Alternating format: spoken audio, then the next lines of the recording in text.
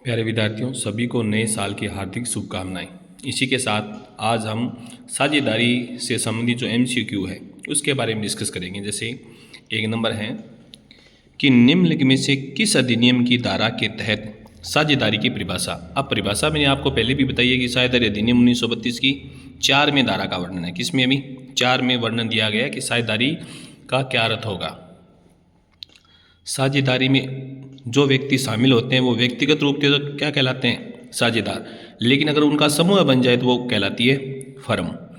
तो जो व्यक्ति जितने कम से कम 2, अधिकतम कितने होते हैं? 50। तो व्यक्तिगत रूप से माने तो है साझेदार, और अगर उनका समूह कहे तो वो है फर्म।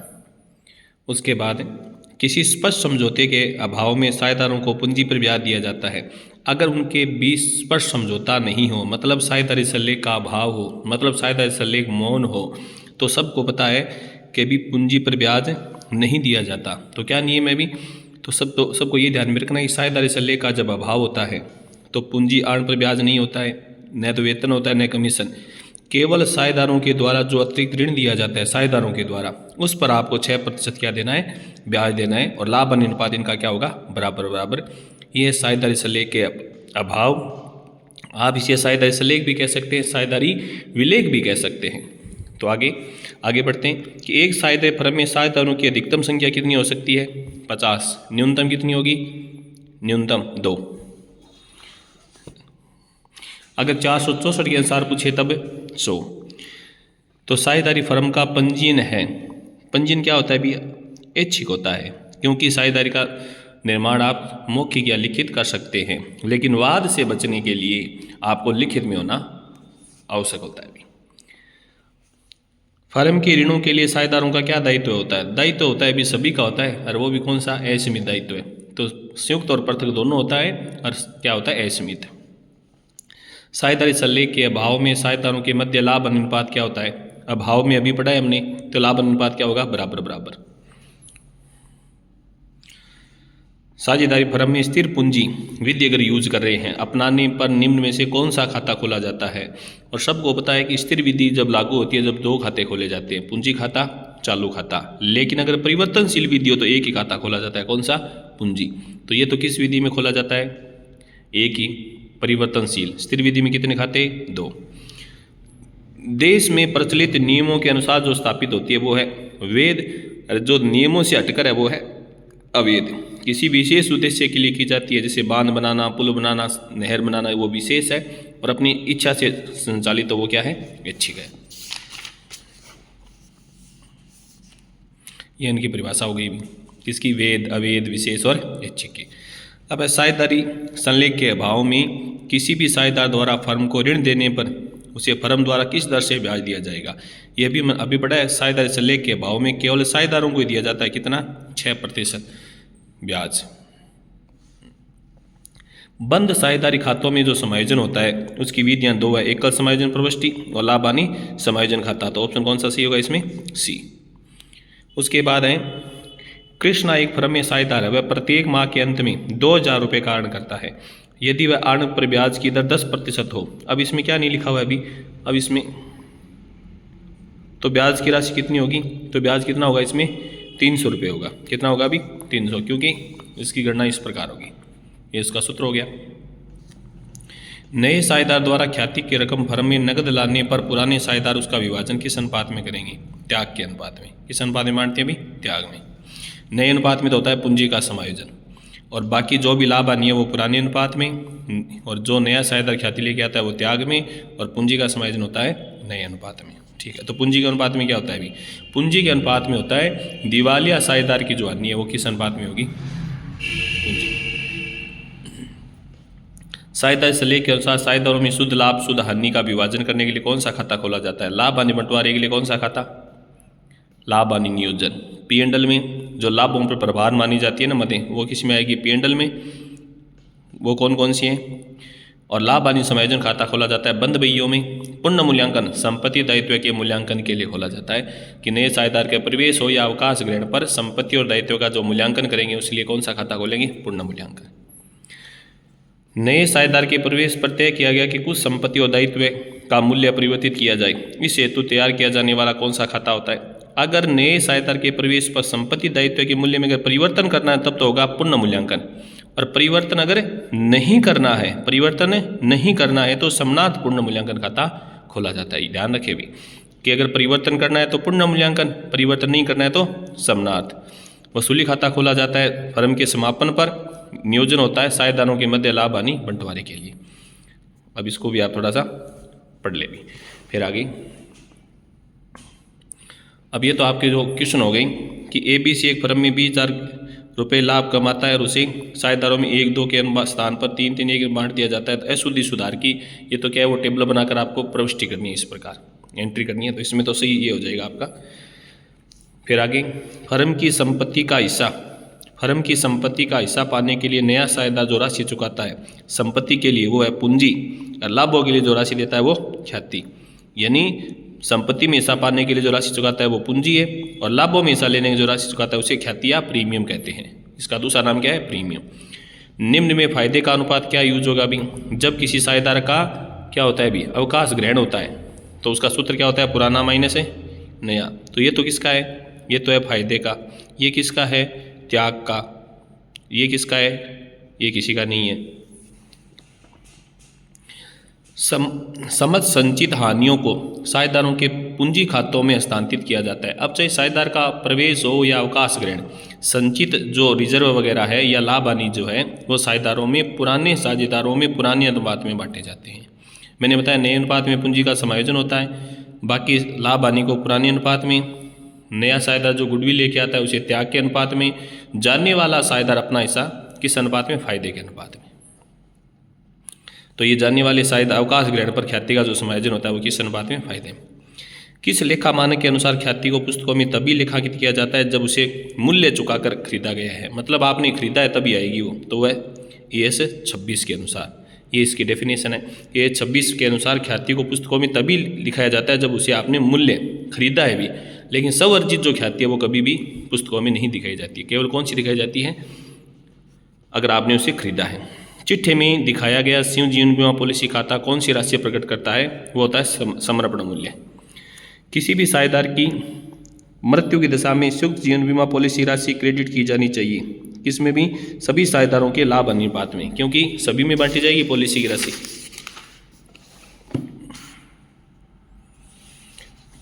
फर्म के समापन पर संपत्ति का विक्रय दायित्व का भुगतान से संबंधित व्यवहारों का लेखा करने के लिए कौन सा खाता खोला जाता है, तो वो खाता खोला जाता है वसूली। तो ये तो कब खोला जाता है अभी, जब फर्म का समापन हो तो संपत्ति को बेचकर राशि वसूल करने पर। ये नए साझेदार के प्रवेश या अवकाश ग्रहण करने पर संपत्ति दायित्व का जो मूल्यांकन होगा। ये भी अगर आप परिवर्तन नहीं करना चाहते हैं तो समनार्थ होगा, परिवर्तन करना चाहते हैं तो पूर्ण मूल्यांकन। लाभ हानि समायोजन खाता, ये वैसे तो बंद भइयों में खोला जाता है पहले लेसन में तो, और अदरवाइज पूर्ण मूल्यांकन का दूसरा नाम भी क्या होता है, लाभ हानि समायोजन खाता। ये भी ध्यान रखिए आप। राम श्याम की समायोजित पूंजी 80,000 है, 60,000 रुपये मोहन जो कि लाभों 1/4 भाग के लिए 50,000 रुपये पूंजी लाता है। तो इस स्थिति में फर्म की ख्याति, तो इसे कहते हैं भी गुप्त ख्याति। इसकी गणना इस प्रकार होगी कि भी राम और श्याम जो पुराने साझेदार, इन दोनों की पूंजी तो 140 है, मोहन कितनी लेके आया 150। तो फर्म की कुल पूंजी कैसे ज्ञात करेंगे, ये जो हिस्सा इसको उल्टा कर देंगे, उल्टा करेंगे 4/1, तो ये होगी टोटल फर्म की। टोटल मतलब तीनों की होगी 2 लाख, तीनों की 2 लाख है, लेकिन ऐसे देखें तो 140 + 50 190 है भी, लेकिन वैसे कितनी है 2 लाख। तो जो एक्स्ट्रा जो अमाउंट है वो क्या है, गुडविल। जैसे फर्म की कुल पूंजी हो गई 2 लाख, पुराने की है 140, नए की कितनी है 50, घटाएंगे तो 10,000। साझेदारों को ऋण के बदले दिए जाने वाले ब्याज को किस खाते में डेबिट किया जाता है, किस खाते में भी। अब साझेदारों को जो ऋण दिया जाता है, आप सबको पता है कि 3 जो मद है वो लाभों पर प्रभार है। कौन कौन सी, एक तो किराया, साझेदारों के ऋण पर ब्याज, और एक मैनेजर को कमीशन। ये किस खाते में लिखे जाते हैं, लाभ हानि खाते में। ये कभी भी लाभ हानि नियोजन खाते में नहीं आएंगे। लाभ हानि नियोजन खाते में आएंगे साझेदारों की पूंजी पर ब्याज, आर्ण पर ब्याज, वेतन, बोनस, कमीशन, भत्ते, बस। बाकी साझेदारों की ऋण का जो ब्याज है वो किस में आएगा, लाभ हानि खाते में। ये ध्यान रखें। XY फर्म में 3-2 के अनुपात में लाभ हानि बांटते हुए साझेदार है, उन्होंने फर्म के लाभों में 1/3 हिस्से के लिए जड को प्रवेश दिया। सभी साझेदारों का नया लाभ हानि अनुपात होगा। अब ये कौन सी कंडीशन है, वो हम 1 रुपया मान के जो कंडीशन करते हैं वो है अभी। तो इस प्रकार इसका सॉल्यूशन होगा। आपको 1 मानना है, और एक में से 1/3 घटाएंगे 2/3, अब दोनों में बांट देंगे x और y में, 2/3 इसे को किस में 3/2 में। तो इसका जो उत्तर आएगा वो कौन सा होगा 4:5 ये ध्यान रखें पेपर सर। अच्छा प्रश्न है, गार्नर बना मरे नियम के अनुसार एक दिवालिया साझेदार की पूंजी न्यूनता को से साहूकार साझेदार किस अनुपात में बांटेंगे, तो ये तो होगा पूंजी। लेकिन अगर यहाँ पर आपसे वसूली खाते के बारे में पूछ लें, गौर समझने में, ये तो पूछा है कि पूंजी खाते की हानि, किसकी हानि है, पूंजी खाते की हानि पूंजी अनुपात में, पूंजी खाते की हानि पूंजी अनुपात में। लेकिन अगर यहाँ पर वसूली खाते की पूछे तो वो फिर लाभ हानि अनुपात में। ये ध्यान रखें, नाम यही हो चाहिए गार्नर बना मरे नियम। पूंजी खाते की हानि पूछे तो पूंजी के अनुपात में, और यहाँ पर वसूली खाते की हानि पूछे तो आपको किस अनुपात में उत्तर देना है, लाभ हानि। एक फर्म का अधिलाभ ये है अभी 10,000, 5 वर्ष के लिए 10% ब्याज दर पर एक वार्षिकी का वर्तमान मूल्य ये है, तो आपको तो स्केल गुणा करना है, इसको गुणा करेंगे तो ये गुडविल की वैल्यू आ जाएगी। तो ये सूत्र हो गया अधिलाभ इंटू वार्षिकी का वर्तमान मूल्य। संयुक्त जीवन बीमा पॉलिसी का समर्पण मूल्य अंतिम खातों में दिखाया जाता है, चिट्ठे में संपत्ति पक्ष में आता है भी, ठीक है। जब दो फर्म आपस में मिल जाती है तो सामान्य संचय हस्तांतरित किस में होता है, किस में होता है, साझेदारों के पूंजी खाते में बांटा जाता है, चाहे अवकाश ग्रहण हो, प्रवेश हो, मृत्यु हो, जो भी साझेदारों में बांटा जाता है पुरानी अनुपात में। गार्नर बनाम नियम लागू होता कब भी, 1900 कब लागू होता, 1904 में। इसका नियम क्या है कि कोई भी दिवालिया साझेदार की पूंजी की कमी को से साहूकार, जो साझेदार साहूकार होने चाहिए भी, किस अनुपात में बांटेंगे, किस अनुपात में, पूंजी के अनुपात में। साझेदार वसूली की हानि को अपने भाग में नकद भी ला सकते हैं अगर दिया हुआ हो तो। ABCD बराबर के साझेदार ABD विमान दुर्घटना में मर गए तो क्या होगा, अभी पहले 4 थे अब 3 मर गए, बचा 1, क्या हो गई, बंद। तो क्या होगा, फर्म विघटन के काज साझेदारी का भी क्या हो जाएगा, विघटन, क्योंकि साझेदारी के लिए कम से कम 2 व्यक्ति होने जरूरी है। ये 4 थे, 3 की मृत्यु हो गई, बचा 1, तो साझेदारी क्या हो जाएगी, बंद। वास्तविक औसत लाभ 40,000 है, सामान्य लाभ 35,000 है, सामान्य दर 10% है, अधिलाभों की पूंजीगण के आधार पर ख्याति कितनी होगी, तो आपको ऐसी गणना करनी है अभी, और उत्तर कितना आएगा, 50। इस प्रकार की इसकी गणना है। उसके बाद एक फर्म AB साझेदार है जो 3-2 के अनुपात में लाभ विभाजन करते हैं, सी लाभों में 20%, तो 20% को लिखेंगे 20/100, तो 1/5 हो जाएगा। प्रवेश करता है तो त्याग का अनुपात बताइए, तो आपको इस प्रकार इसकी गणना करनी है अभी।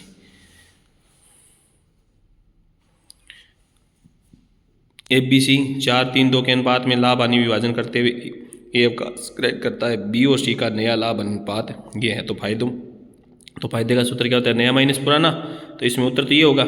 सॉल्यूशन कैसे करेंगे, ये नया हो गया, ये पुरानी हो गई, इस प्रकार इसकी गणना हो गई।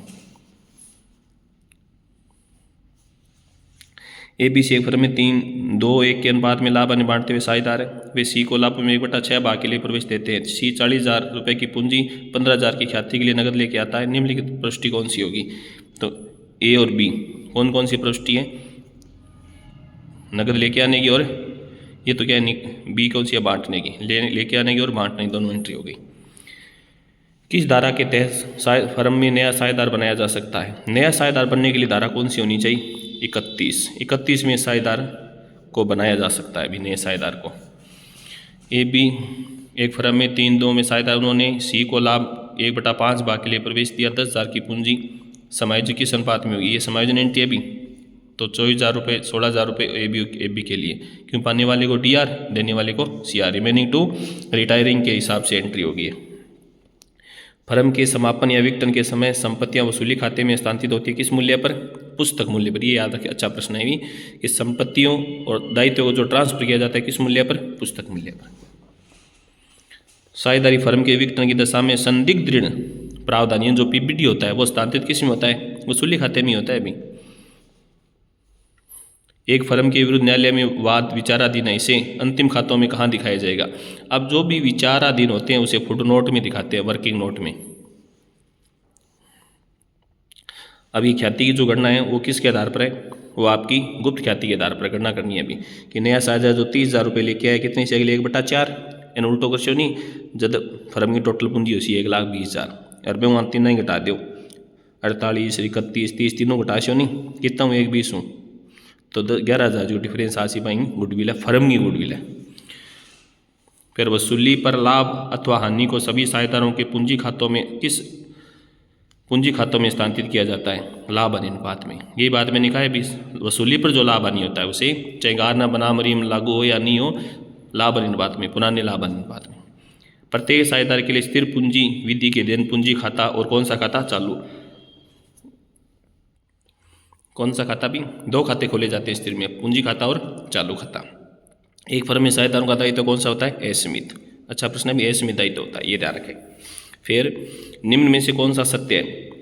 ये ध्यान, साझेदारी समझौता लिखित में होना चाहिए, सत्य पूछा इसने। साझेदारी समझौता लिखित में, मौखिक भी तो हो सकता है ना। आरण पर ब्याज की गणना हमेशा पूरे वर्ष के लिए कुल आरण पर की जाती है। पूरे वर्ष की तो कंपल्सरी नहीं है अभी, वर्ष के, क्योंकि 6 महीने की भी हो सकती है, 9 महीने, 12 महीने। फर्म के व्यापार का संचालन किसी भी एक साझेदार द्वारा किया जा सकता है, ये तो परिभाषा में लिखा हुआ है कि सभी भी कर सकते हैं, एक भी, ये सही है। परिवर्तनशील पूंजी में साझेदारों के चालू खाते नहीं खोले जाते हैं, एक ही खाता खोला जाता है, कौन सा? पूंजी।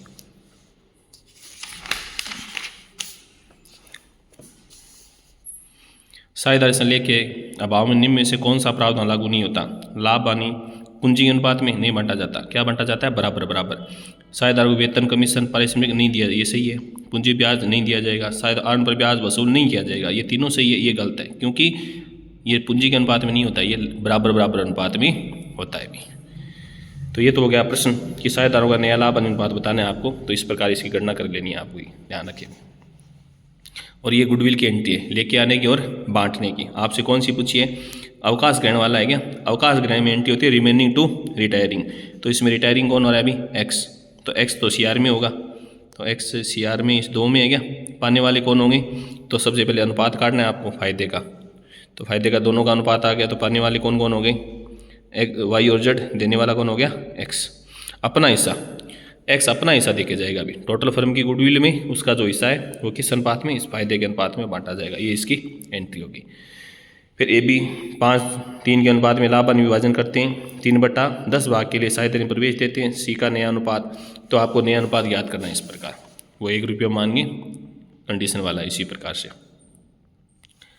XYZ 2:1 के अनुपात में साझेदार है। Y के अवकाश ग्रहण करने पर ख्याति का मूल्यांकन 1,20,000 रुपये किया गया। Y की क्षतिपूर्ति के लिए वो तो है समायोजन एंट्री भी, कि जाने वाला ख्याति में अपना हिस्सा बचे हुए साझेदारों को फायदे के अनुपात में देके जाएगा। तो जिसकी एंट्री होते हैं, तो सबसे पहले तो फायदे का अनुपात याद करना है आपको। फिर ये टोटल फर्म की गुडविल है, जाने वाला अपना हिस्सा देके जाएगा फायदे के अनुपात में, तो एंट्री पाने वाले को DR, देने वाले को CR, इस प्रकार होगी। निम्न में से कौन सा कथन साझेदारी के बारे में सत्य है? साझेदारी ठहराव आधारित है, सही है। फर्म का पंजीयन ऐच्छिक होता है, सही है। और साझेदारों के मध्य पारस्परिक एजेंसी का संबंध होता है, ये भी सही है, उपयुक्त है सभी। और ये वापस किसका आ गया? अभी पूंजी के समायोजन की बात आ गई, तो आप इसको देख लेना थोड़ा। अब अंतिम प्रश्न है बस, कि पूंजी के अंतिम शेष के आधार पर पूंजी के प्रारंभिक शेष की गणना की जाती है। आरण, ये सूत्र है, क्योंकि ड्राइंग को ऐड करेंगे, एडिशनल को लेस करेंगे, प्रॉफिट को लेस करेंगे। नए साइज का प्रवेश पर पुरानी फर्म के चिट्ठे में दायित्व पक्ष में प्रतिशत एम्प्लॉय प्रोविडेंट फंड बांटा नहीं जाता है अभी, क्योंकि फर्म का दायित्व होता है। तो केवल नई फर्म के चिट्ठे में दिखाएंगे, बांटा नहीं जाएगा, क्योंकि ये फर्म का दायित्व होता है। इसको पढ़ लेना, फर्म का दायित्व है। तो ये हो गया आपका क्वेश्चन। उसके बाद निम्न में से कौन सी संपत्ति को वसूली खाते में हस्तांतरित? बिल्डिंग जाएगी, पार्टनर का लोन नहीं जाएगा, पत्नी का तो जाएगा, कैश नहीं जाएगा, ये ध्यान, हाँ ये ध्यान रखना, पत्नी का लोन नहीं है। अगर यहाँ पर पार्टनर का होता है नहीं जाएगा, कैश किस में जाएगा? कैश खाते में जाएगा बस, बाकी सब ट्रांसफर करेंगे इसको छोड़कर। तो ये इसका कितनी राशि वो नगद लेके आएगा, पार्टनर्स कैपिटल अकाउंट बनाकर देखना है। जब 2 फर्म आपस में मिल जाती है और सामान्य संचय, ये तो वापस रिपीट हो गया, साझेदारों के पूंजी खाते में जाएगा अभी। और फर्म के समापन पर जब खाते परिवर्तनशील हो तो पूंजी अनुपात निकालने के लिए कौन सी पूंजी में नहीं जोड़ा जाएगा? सामान्य संचय जोड़ेंगे, लाभ हानि जोड़ेंगे, वसूली का लाभ जोड़ेंगे, लेकिन क्या नहीं जोड़ेंगे? रोकड़ नहीं जोड़ेंगे। तो इसी के साथ ये जो आपके पार्टनरशिप से संबंधित MCQ थे वो कंप्लीट हो चुके हैं। इसी के साथ धन्यवाद।